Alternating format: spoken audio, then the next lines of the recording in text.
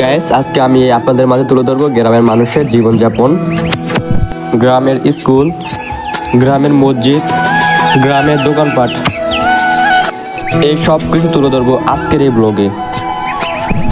দেখতে ভিডিওটি কন্টিনিউ করুন।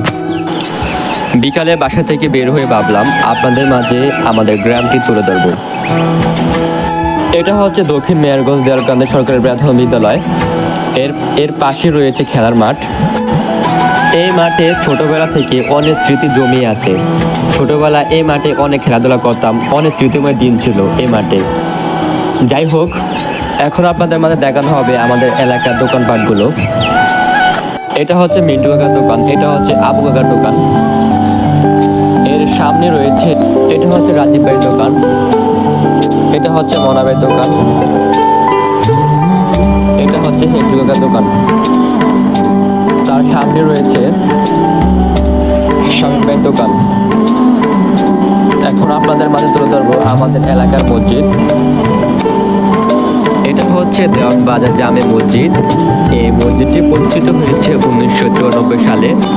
এই মসজিদটি নতুন করে আবার তৈরি করা হয়েছে 5ই আগস্ট 2024 সালে। অনেক মানুষের দানের বিনিময়ে মসজিদটি তৈরি করা হয়েছে। শৈশবের অনেক স্মৃতি জড়িয়ে আছে এই মসজিদের সাথে।